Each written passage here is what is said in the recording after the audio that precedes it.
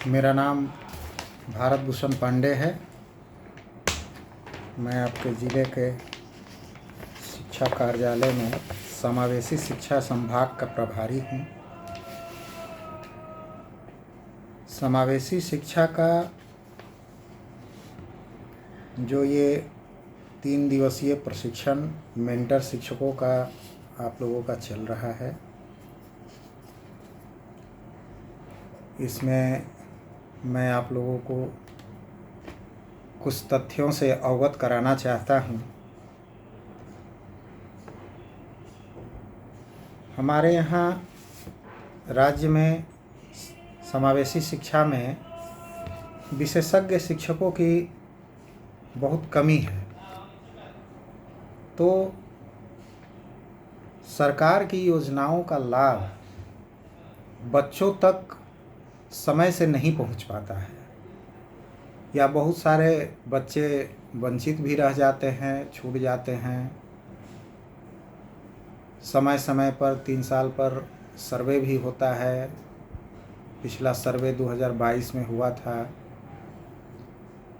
इस साल भी सरकार के कराने की योजना है सर्वे। तो सर्वे में कुछ बच्चे छूट भी जाते हैं और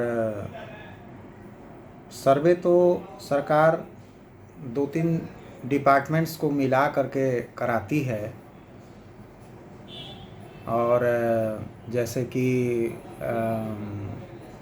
आंगनबाड़ी सेविकाओं को भी मिलाया जाता है, टोला सेवक, तालीमी मरकज़, इन सब लोगों को मिलाया जाता है।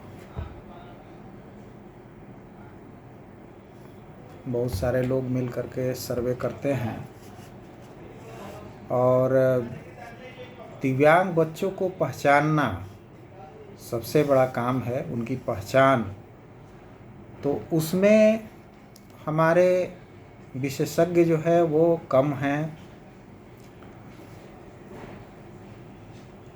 और अन्य जैसे आंगनबाड़ी सेविकाओं, टोला सेवक, तालीमी मरकज़, इन लोगों को जो प्रशिक्षण अभी 3 दिवसीय आप लोगों को चल रहा है, ऐसा ही ओरिएंटेशन उन कर्मियों का भी किया गया था 2022 में, ताकि वे कहीं भी अगर उन्हें बच्चे मिले, दिव्यांग बच्चे मिले, तो वे उन्हें पहचान सकें।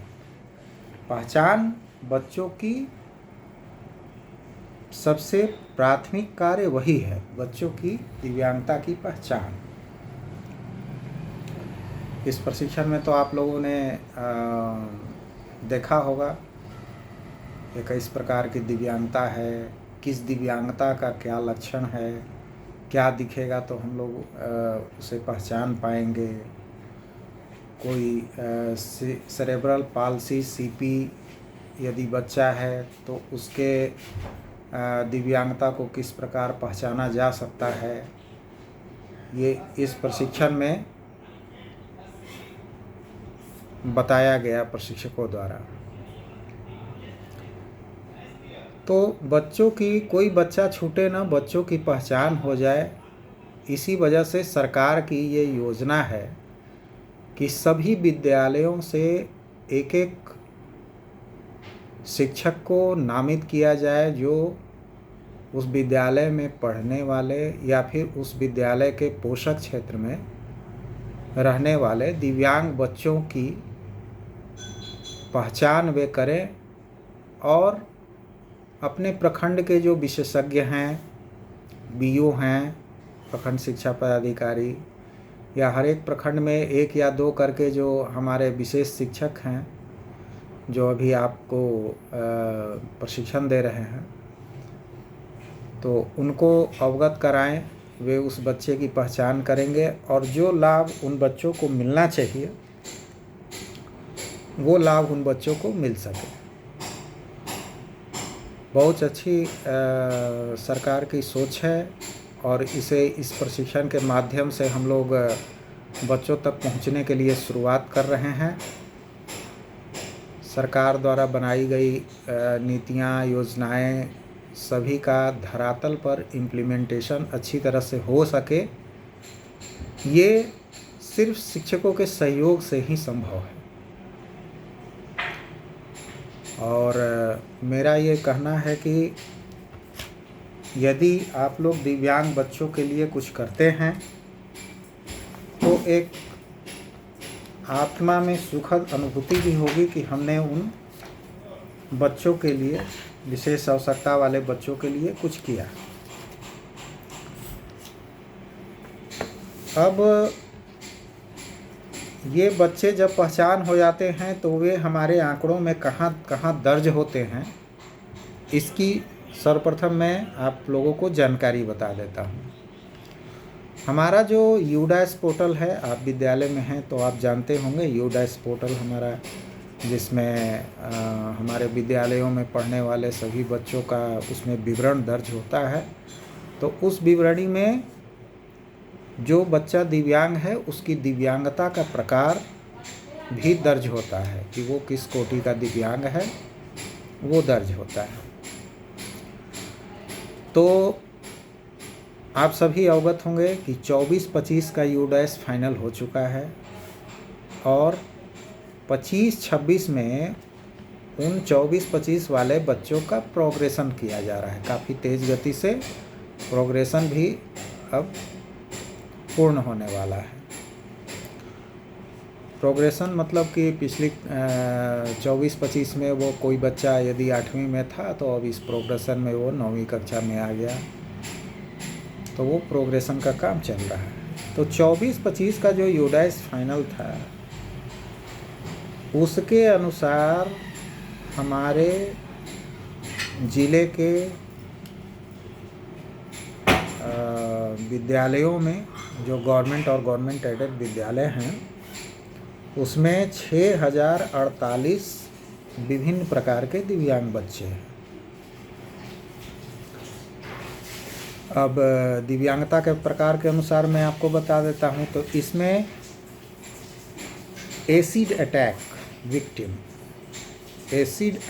विक्टिम वाले बच्चे 7 हैं। ऑटिज्म स्पेक्ट्रम डिसऑर्डर 24 बच्चे। ब्लाइंडनेस वाले बच्चे 151। सेरेब्रल पाल्सी वाले बच्चे 225। क्रोनिक न्यूरोलॉजिकल कंडीशंस वाले बच्चे 9 हैं। ड्वार्फिज्म यानी बौनापन वाले बच्चे 30 हैं। हीमोफीलिया वाले बच्चे 4 हैं। हियरिंग इम्पेयरमेंट वाले बच्चे 529 हैं, श्रवण बाधित। इंटेलेक्चुअल डिजेबिलिटी वाले 432 बच्चे हैं। लेप्रोसी क्योर्ड 18 बच्चे हैं। लोकोमोटर डिजेबिलिटी के 848 बच्चे हैं, जिनको अस्थि विकलांग भी आप कह सकते हैं, अस्थि दिव्यांगता, हाथ से पैर से। लो विजन वाले बच्चे 615 हैं। मेंटल इलनेस वाले बच्चे 284 हैं। मल्टीपल डिजेबिलिटी वाले बच्चे 81 हैं।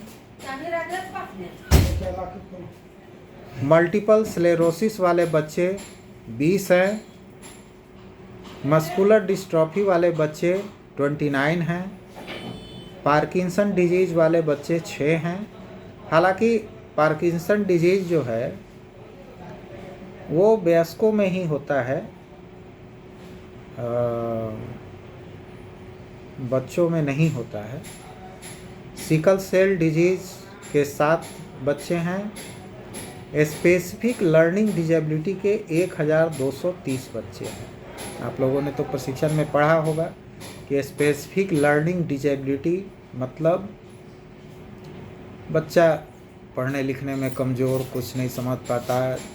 जैसे आप लोगों ने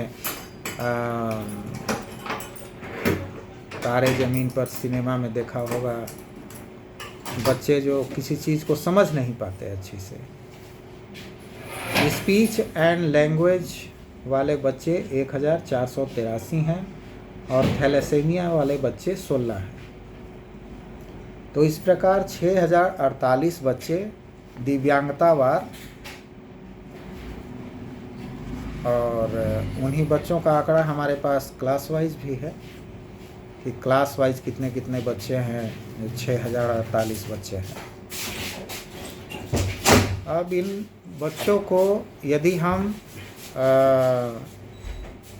शिक्षा विभाग से क्या क्या सुविधाएं उन्हें देते हैं, यदि इस पर बात की जाए तो मैं आपको बताना चाहूँगा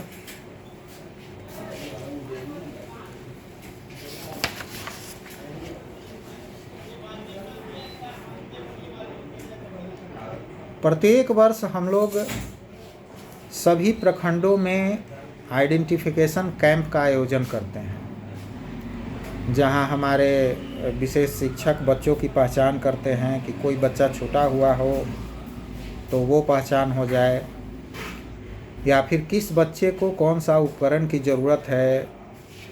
किसी बच्चे को 2 साल पहले ट्राईसाइकिल दिए थे तो वो टूट गया या है नहीं है।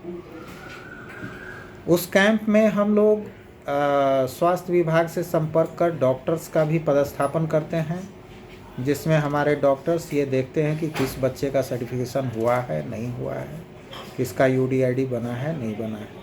ये प्रत्येक साल कराया जाता है। ये 25-26 वाले बजट में हम लोगों ने 29 जुलाई से लेकर 5 अगस्त के बीच प्रत्येक दिन 2-2 ब्लॉक करके हम लोगों ने कैंप का आयोजन किया था, जिसमें मौसम ख़राब होने के बावजूद प्रत्येक प्रखंड को जोड़कर करीब 500 के आसपास बच्चे हमारे कैंपों में टर्न अप हुए थे, जिसमें 160 बच्चे ऐसे पाए गए जिनके पास प्रमाण पत्र नहीं था, तो उनका प्रमाण पत्र का प्रोसेस किया गया।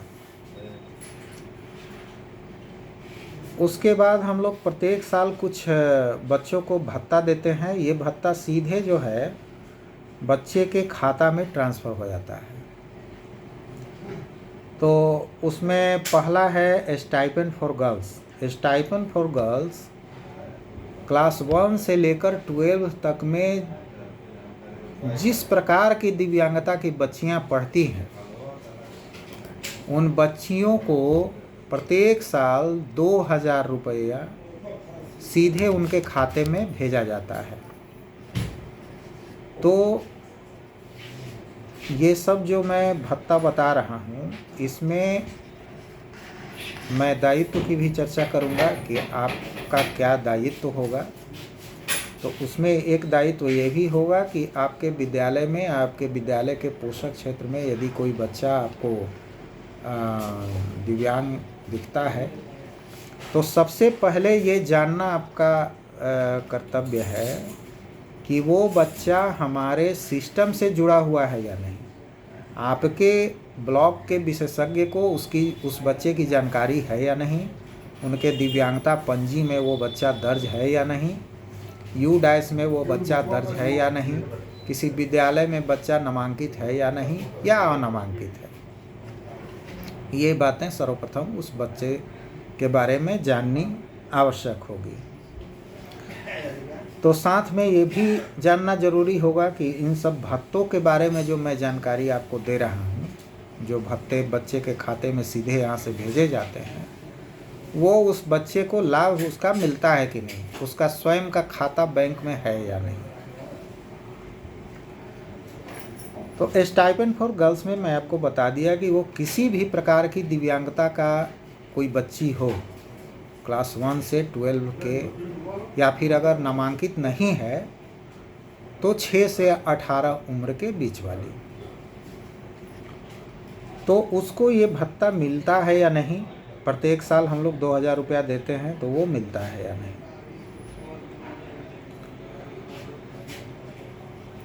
उसके बाद एस्कॉर्ट अलाउंस है। तो एस्कॉर्ट अलाउंस हम एलिमेंट्री यानी कक्षा 1 से 8 के बच्चों को देते हैं। ये एस्कॉर्ट अलाउंस उन बच्चों को दिया जाता है जो गंभीर, अति गंभीर दिव्यांग होते हैं, यानी वो स्वयं से विद्यालय आने जाने में सक्षम नहीं होते हैं। तो उन बच्चों को हम लोग ये देते हैं। ये एलिमेंट्री के लिए हो गया 1 to 8 के लिए। तो ये जो स्कॉट अलाउंस हुआ, सेम सेकेंडरी वाले बच्चों में उसका नाम ट्रांसपोर्ट अलाउंस हो जाता है। जो 9 से 12 वाले गंभीर अति गंभीर दिव्यांग हैं, जो स्वयं विद्यालय आने जाने में असमर्थ हैं, उन बच्चों को हम 1000 रुपया देते हैं। ट्रांसपोर्ट अलाउंस 1000 रुपया है। स्कॉट अलाउंस 3000 रुपया है। फिर है reader allowance. Reader allowance blind बच्चों के लिए है। वैसे ब्लाइंड बच्चे जो स्वयं लिखने पढ़ने में सक्षम नहीं हैं, तो उन्हें रीडर की आवश्यकता पड़ती है। कोई सहयोगी वो रखते हैं कि वो उन्हें पढ़ के किताबें बताए कि क्या किताबों में लिखा हुआ है। या फिर रीडर जो है बच्चे एग्ज़ाम में भी बैठाते हैं, एग्ज़ाम में भी बैठाने का प्रावधान है ब्लाइंड बच्चों के लिए। तो वो उन्हें क्वेश्चन पढ़ के बताएगा क्या है, तो फिर वो आंसर बोलेंगे तो वो लिखता है, उसका भी प्रोविज़न। तो रीडर अलाउंस ब्लाइंड बच्चों को दिया जाता है। ये प्रत्येक बच्चे को 2000 रुपया मिलता है। तो रीडर अलाउंस हम लोग एलिमेंट्री वाले बच्चे को भी देते हैं और सेकेंडरी वाले बच्चे को भी। स्टाइपेंड हम लोग एलिमेंट्री वाली लड़की को भी देते हैं। स्टाइपेंड केवल लड़की के लिए, स्टाइपेंड फॉर गर्ल्स नाम है। 2000 रुपया देते हैं एलिमेंट्री वाली बच्ची के हुई और सेकेंडरी वाली। तो स्टाइपेंड में दिव्यांगता का उसमें वर्णन नहीं है। वो किसी भी प्रकार के दिव्यांग बच्ची हो, चाहे वो हियरिंग इम्पेयर्ड हो या लोकोमोटर हो, किसी भी दिव्यांगता की हो, उसको देंगे। ये स्कॉट और ट्रांसपोर्ट वाले में जो है वो गंभीर अति गंभीर और ख़ास करके दिव्यांगता वाले बच्चों को दिया जाता है। अगर कोई बच्चा हियरिंग इम्पेयर्ड है, पूरी तरह नहीं सुन सकता है, उसको 80-90% दिव्यांगता का सर्टिफिकेट हो कि वो सुन नहीं सकता है, तो लेकिन उसको नहीं मिलेगा क्योंकि वो विद्यालय आने जाने में सक्षम है।